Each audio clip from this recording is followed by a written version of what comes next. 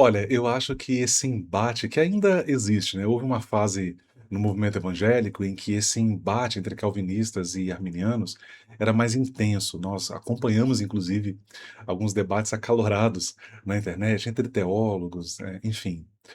E a internet, de fato, se tornou uma espécie de arena virtual de embate em torno dessa questão. E eu penso que toda essa ênfase, toda essa insistência em 2 teologias que são europeias, que são medievais, e eu não sou contra, elas por esses fatos.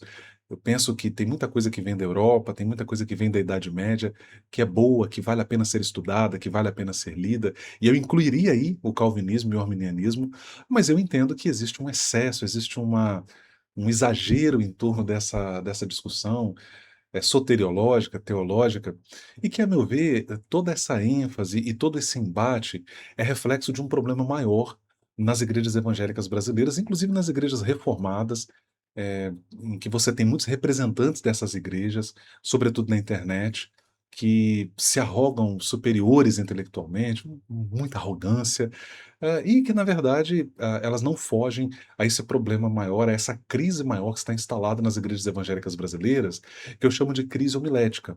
Ou seja, resumindo, falando isso aqui de forma mais didática, existe uma crise no discurso religioso. O discurso religioso empobreceu muito. Gente, olha só, eu conheci a Cristo, eu conheci o Evangelho, eu comecei a aprender sobre vida cristã, comecei a ler a Bíblia muito antes de ir para a academia, muito antes de ouvir falar de Calvino, de Armínio, muito antes do meu primeiro contato com um curso teológico formal. Tá?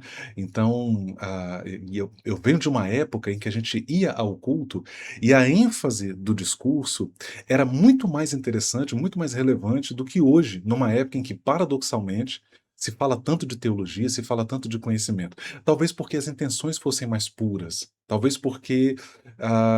Isso é uma tese minha, tá, gente? Talvez porque a igreja, naquele momento, não fosse tão combativa e fundamentalista como ela é hoje. Eu sei que isso pode ser questionado, mas é uma tese minha, né? Então eu pude viver isso, eu pude experienciar uma igreja que era muito pautada por intenções puras. O que nos levava para o culto era o interesse de ouvir sobre a Bíblia, de ouvir sobre o Evangelho, de ouvir sobre Jesus Cristo. O culto era cristocêntrico, marcado por singeleza, por simplicidade. Havia uma recusa a espetáculos humanos, à exibição humana. O púlpito não era um instrumento de batalha, de ataque, de agressão. Portanto, isso, a meu ver, dava muito mais relevância ao discurso religioso, mesmo que esse discurso estivesse sendo produzido numa comunidade pobre, pentecostal, de periferia. E eu vivi isso, né?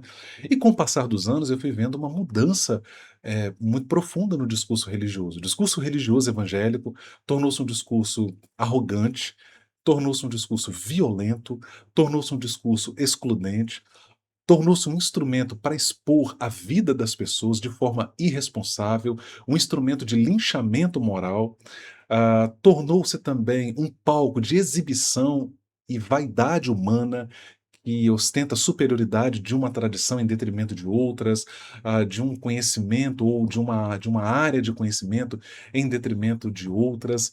E tudo isso, a meu ver, foi contribuindo para empobrecer o discurso religioso. De modo que, se você vai numa igreja reformada, que esse pessoal que se gaba de superioridade intelectual, é bem provável que você ouça mais sobre Calvino do que sobre Jesus. É bem provável que você ouça mais sobre calvinismo do que sobre o evangelho, né? E a minha tese particular, e por experiência, é que o evangelho tem muito mais a dizer a nós do que calvinismo, embora o calvinismo seja importante, né?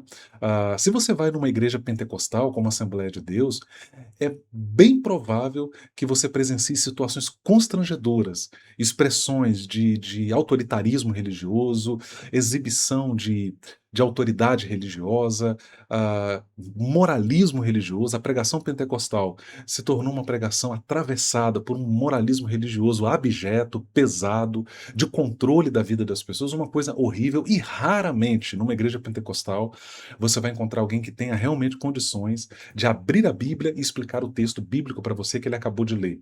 De modo geral, você tenha essa realidade nas igrejas pentecostais. Se você vai numa comunidade, se você vai numa igreja neopentecostal, é muito provável que o texto bíblico seja apenas um pretexto para um discurso que eles vão produzir que muito pouco fala sobre Cristo, fala sobre a Bíblia, fala sobre caráter cristão, que muito pouco fala sobre vida com Deus, vida cristã em sociedade, ou seja, muito pouco fala sobre questões que realmente têm relevância para a realidade das pessoas, para a realidade das próprias comunidades de fé. Então, a meu ver, o discurso religioso no Brasil, ele caiu numa profunda crise.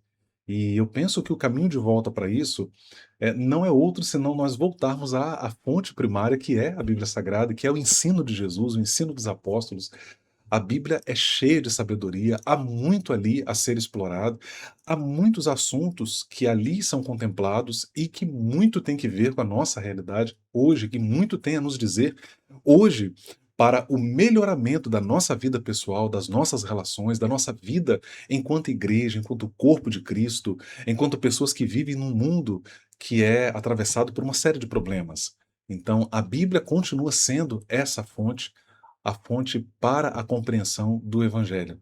E é uma pena que, paradoxalmente, nas igrejas evangélicas se fale tanto sobre a Bíblia e, ao mesmo tempo, não se fale nada sobre ela, né? A Bíblia é usada para tudo, a Bíblia é usada para legitimar as crenças, as convicções, mas, de fato, muito pouco a gente ouve hoje no discurso evangélico sobre o texto bíblico de fato. Análise do texto, estudo da mensagem do texto, quem é Jesus, o que ele ensinou, os seus ditos, as suas parábolas, os seus discursos, o seu ensino, muito pouco sobre isso. Eu vou terminar aqui esse vídeo falando algo assim muito polêmico. Talvez você aprenda mais sobre o Evangelho e sobre Jesus Cristo lendo alguns ateus, ouvindo alguns ateus, e alguns teólogos são reputados como teólogos liberais, alguns inclusive de maneira muito equivocada, né? Teólogos como Rudolf Bultmann, por exemplo. É bem provável que você aprenda mais sobre Jesus lendo e ouvindo essa galera do que ouvindo o seu pastor na sua igreja.